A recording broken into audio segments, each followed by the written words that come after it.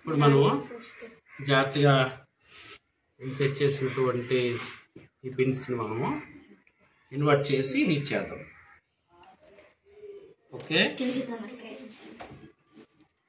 Heat చేయడానికి ముందు మనం ఒక క్యాండిల్ తీసుకుందాం.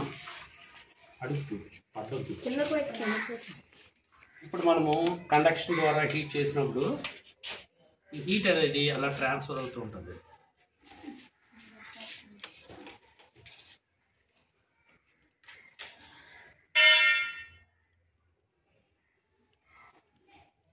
హీట్ అనేది ట్రాన్స్ఫర్ అవుతూ జాగ్రత్తగా గమనిస్తే హీట్ ట్రాన్స్ఫర్ అవ్వడం వల్ల ఒక్కొక్క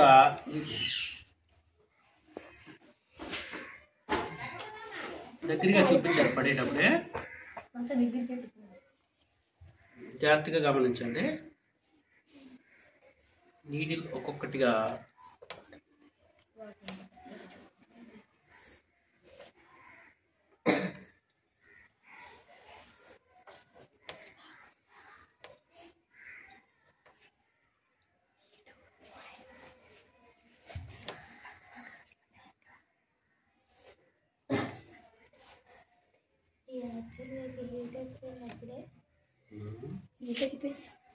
హీట్ ఎక్కువైనా హీట్ ట్రాన్స్ఫర్ అవ్వాలి.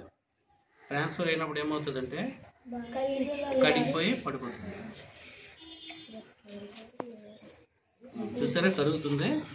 ఆల్రెడీ మనం వ్యాక్స్ వేసాం కదా, వ్యాక్స్ ఏమవుతుంది ఒక్కొక్కటిగా కరిగిపోయి పడుతుంది.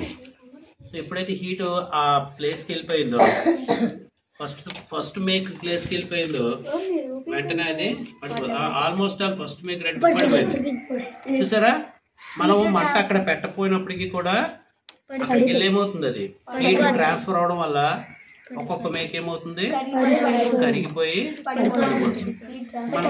మనం పెడుతున్న మంట ఒక దగ్గర ఉంది, కానీ పడుతున్న మేకలు ఎక్కడ పడుతున్నాయి, ఒక్కొక్కటి వేరు వేరు దూరాల్లో ఉన్నవన్నీ పడిపోతున్నాయి.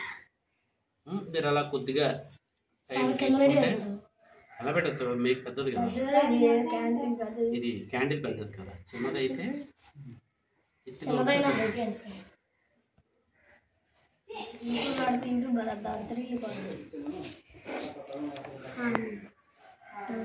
అలా కంటిన్యూగా హీట్ అనేది ట్రాన్స్ఫర్ అవుతూ ఉంటుంది.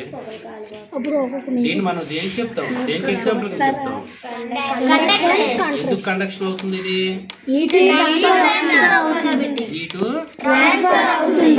ఏ చోటు నుండి ఏ చోటు ట్రాన్స్ఫర్ అవుతుంది. ఇది హాట్ గా ఉంది ఈ సైడ్ నుంచి, ఇది కోల్డ్ గా ఉంది కాబట్టి ఏమవుతుంది నెమ్మదిగా ట్రాన్స్ఫర్ అవుతూ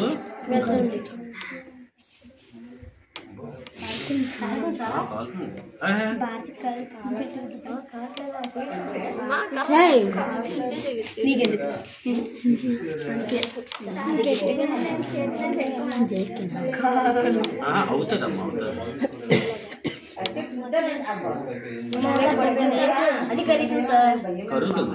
రెండు త్వరగా కరిగిపడిపో.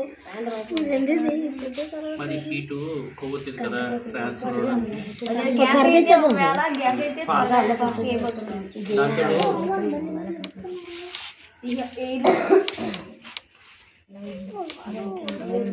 కలపకండి, దూరంగానే అంటించాం, దగ్గర అంటించేస్తే ఇంకేం చదువుతుంది. దగ్గర అంటే కరిగిపోయి అదే పడిపోతుంది. సార్ మీరు చేయి చూసుకోండి సార్, తల్లి సార్ మంట కూడా బాలకృష్ణ ఇద్దరు పడుతున్నారు సార్.